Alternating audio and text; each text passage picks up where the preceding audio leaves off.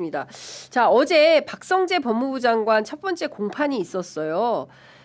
특검 측에서는 윤석열 부부와 사실상 정치 공동체였다 이렇게 비판을 하고 있는데 관련해서 박성재 장관 측 변호인들은 전면 부인을 했습니다. 공소 사실을. 그리고 계엄 선포 당시 국무위원으로서 적극 반대하고 만류했다. 그리고 윤석열이 그 반대를 무릅쓰고 비상계엄을 선포한 거다라는 주장을 했는데 이게 이제 자기는 살자는 전법 아닌가 싶습니다. 윤석열이야 어찌됐든 나는 모르겠고 일단 나는 살아야겠다. 이런 전술인 것 같은데 이전에도 말씀을 드렸지만 박성재 전 장관의 휴대폰 비밀번호가 풀리지 않았습니까? 네. 그러면서 과거에 김건희 씨와 나눴던 여러 가지 텔레그램을 포함한 수많은 문자 메시지들이 이제 현출돼 가지고 그 중에 일부가 김안빵 씨 등으로 안빵. 나온 거잖아요. 네, 근데 사실상 조은석 특검이 무슨 이유인지 거기까지만 하고 중단을 했어요. 그리고 이후에 여러 기자들에게 박성재를 중심에 놓고 그림판을 다시 그리면 상당히 많은 내용이 새롭게 나올 거다라고 시작을 했는데 과연 2차 특검에서 박성재를 중심으로 해서 어떤 내용이 좀 더 나와야 되는지 그리고 어제 재판 어떻게 보셨는지 좀 여쭤보겠습니다. 근데 박성재가 뭘 적극 만류했어요? 이 사람이 그 국무회의 열어야 된다고 해가지고 그러니까. 이게 이서 내란의 받아야 합법성을 부여한 거잖아요. 네. 그게 무슨 적극 만류했다라고 말할 수 있는지 좀 잘 납득은 안 됩니다. 네, 그러니까 저는 이 모순 덩어리다라는 생각이 좀 들었어요. 어떻게 보세요? 그러니까 박성재 전 장관은 저는 이제 박성재 씨에 대해서 가장 억울한 사람은 이상민입니다. 이상민 전 장관. 이상민 진짜 억울하지. 박성재도 바뀌었는데 내가 왜 구속됐냐. 솔직히 이거는 법원의 형량이 안 맞는 거예요. 그렇죠. 네, 법의 형평성이 안 맞습니다. 예. 이상민을 풀어주든가 박성재를 바로 법정 구속시켜야 돼요. 그렇죠. 지금. 예. 그러니까 형평으로 보면 예. 박성재를 구속시킨 게 맞죠 지금. 자, 이진관 판사예요. 예. 이진관 판사. 걸렸습니다. 이제. 예. 예, 이제 제대로 된 판사한테 걸렸고. 예. 그 박성재 씨는 지난번에 영장 전담 판사들이 이정재 판사인가 풀어줬잖아요. 네. 근데 그때부터가 사실 이 재판이 꼬인 거거든요. 그러니까 이진관 재판장이 이번에 바로 잡아줘야 되고. 대진관이라고 네. 부르더라고요 요즘에. 그렇죠. 대진관. 대진관? 네. 이진관이 아니라 대진관이다. 대진관. 대법, 포천천. 대법원장 하셔야 된다. 예. 그래서 사필 규정으로 바로 잡아줘야 되고. 예. 저는 박성재 전 장관의 그러니까 이 사람이 지금 이제 폰이 털리니까 약간 포지션이 이동한 거예요. 그러니까 핸드폰 털리기 전에는 네. 무조건 나는 위법성 인식도 하지 못했고 아니 그 전에 뭐였는데 법무장관이 시키니까 하는 거 아니냐. 그 출입관리소 내 관할이야. 예.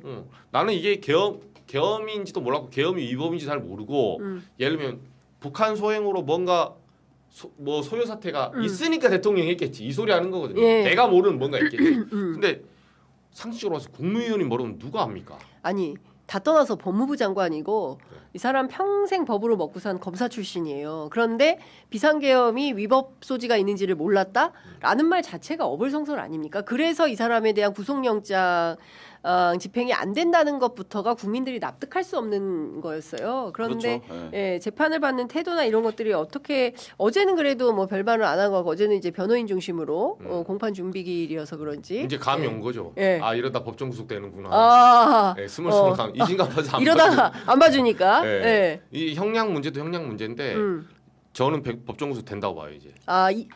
예. 박성재는 법정 구속된다. 네, 된다고 네. 봐요. 지금까지 봐왔던 행태를 보면 이 사람이 정말 파렴치하게 네. 가장 윤석열을 제한 김용현급의 악질 지금 범죄를 저질렀거든요. 예. 어떻게 보면 저는 김용현보다 더 심하다고 봐요.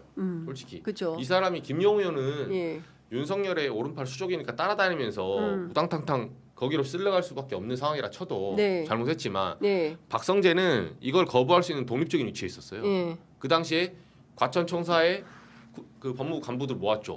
모아가지고 11시 5분에 계엄됐으니까 들어와라 해서 그 회의했다는 거예요.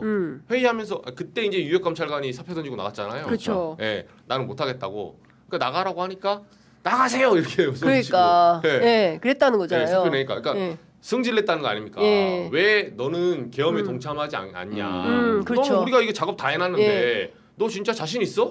이 소리 하는 거 아니에요? 그렇죠. 어. 예. 그러니까 왜냐면 야 다른 장관들 다 밑에 애들 실국장들 들어가는데 네가 빠지면 내가 가오가 어떻게 되냐 네. 이 소리 하는 거예요 사실은. 그러니까요. 그 당시에 협박한 거죠. 네. 그래서 사실은 너무나 이 충격을 받은 류혁 감찰관이 당시 있었던 일을 여러 유튜브 방송에 나와서 사실을 다 얘기를 했는데 그래서 특검팀에서는 류혁 감찰관을 증인 신청을 하자고 하는데 이 박성재 측에서 반대를 하고 있는 거잖아요. 그렇죠. 회의에 직접 참여하지도 않은 사람이 뭘 한다고 나와서 얘기를 하냐. 근데 그 전 과정을 알고 있는 거잖아요. 너무나 잘 알고 있는 사람이고 네. 사실 이걸 보면서 전 그런 생각이 좀 듭니다. 이렇게 사람이 한순간의 선택으로 인생이 완전히 바뀐다.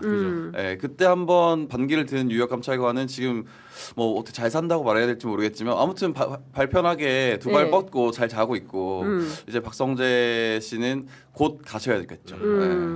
그러니까요. 어쨌든 우리가 내란 사건과 관련해서 그 뭔가 미진한 내란 특검 차원에서 수사가 미진했던 부분들에 대해서 2차 종합 특검을 통해서 확실하게 밝혀야 되고 일부분은 또 이제 내란 전담부로 가서 재판이 진행되어야 하는데 중앙지법의 내란 사건 영장 전담 법관의 남세진 이정재 두 분이 임시 영장 전담 법관으로 보임이 됐네요.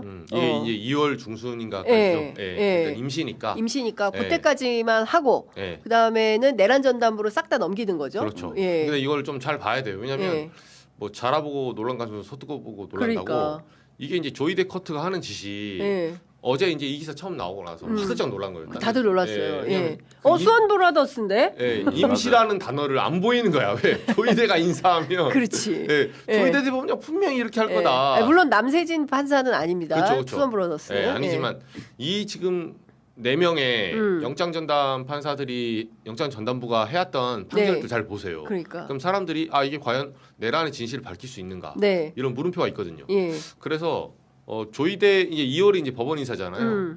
조이대 대법원장이 어떻게 이제 그 전열을 정비하고 네. 어떻게 말을 놓는지 감시를 잘해야 됩니다. 그러니까요. 이래서 대법원장을 사실은 계엄 때 단 한마디도 하지 않았던 그러니까. 예, 그 계엄 새벽에 예. 그 많은 일이 일어났는데도 대법원장이 아침에 출근하면서 네. 뭐 우리는 이게 뭐 최선을 다하겠다 이런 소리를 하고 있어요. 그러니까요. 계엄 바로 다음 날 무조건 대법원장이 사법부의 수장으로서 이건 불법 계엄이다 찍어줘야 되는 거예요. 그렇죠. 그랬으면 판정리가 초장에 확실하게 되면서 이렇게까지 우리가 장황한 얘기를 하지 않아도 그렇죠. 되고 예. 그리고 그 가운데 지규현이라는 판사가 나타나가지고 구속 취소라는 황당한 결정을 정말 대한민국 역사의 원포인트 윤석열만 해당되는 그런 결정을 할 수가 없었다. 근데 지금 그리고 또 이재명 후보를 지키려고 그렇죠. 했던 그런 어떤 판결도 나오진 않았겠죠. 사실. 그러니까요. 지금 생각해 보면 역사가 결국에는 이재명 대통령 얘기가 맞는 것 같아요. 그러니까 정치는 정치인들이 하는 것 같아도 결국 국민이 하는 거다. 굉장히 명언인데 저는 지금 상황도 결국에는 국민과 여론이 이 상황을 주시하면서 계속 지켜보고 있으면서 계속 논평하고 비판하기 때문에 원래 가려던 길을 못 가고 있다. 계속 브레이크가 걸리는 거다. 이런 말씀을 좀 드릴 수 있을 것 같습니다. 국민의힘 그리고 내란 수계 윤석열 측에서 이 내란 전담 재판부 설치법 관련해서 끊임없이 위헌성 주정을 해왔는데 결국 헌법 소원하기로 했네요. 네. 네. 아니 뭐 얘기는 된 거죠. 네. 네. 지난번에 수정안 통과했어도 네. 뭐 어떻게든 이거 걸고 넘어지려고 했을 거예요. 근데 뭐 소위 말해서 옛날에 YS가 말했죠. 그 개가 짖어도 기차는 간다. 네. 네, 무조건 2월 19일 날 예. 판결 내리고 이런 거 상관없이 내란에 대해서는 속도감 있게 빨리 정리해야 돼요. 그러니까요. 네. 예, 언제까지 내란 합니까? 그래서 2차 특검이 저는 그래서 굉장히 중요하고 저는 또 그 얘기도 좀 하고 싶은데 우리가 뭐 내란이나 뭐 주요 정치 현안들에 대해서 집중을 하다 보니까 관봉권 띠지.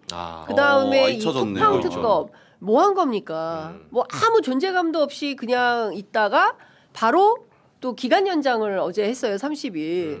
근데 이제 제가 서초동 취재해 보니까 그 특별 검사 굉장히 좀 실력이 좀 출중하지 않은 것으로 얘기가 그래요? 많이 나오더라고요. 근데 뭐 아무런 성과가 없어요. 그래서 저는 2차 특검도 굉장히 중요한 게 제일 중요한 게 수사 의지다. 수사 의지가 있는 사람이 적극적으로 수사를 할 때 상황 변경이 생기는 건데 지금 관봉권하고 특히나 지금 가장 큰 문제는 저 쿠팡과 관련해서 문제 제기했던 문진석 검사를 제대로 조사조차 안 하고 이거를 그냥 상황을 넘겼다라는 보도도 나오고 있는 것 같더라고요. 네. 아니 상설특검은 사실 지금 뭐 특검이 3개가 돌아가고 끝나고 나서 2차 특검 다시 이제 종합특검 들어오고 보니까 예. 우리가 놓치고 있는 게 좀 있는 게 맞아요, 사실은. 근데 이 사안도 만만치 않습니다. 무엇보다 이제 검사들의 정관예우.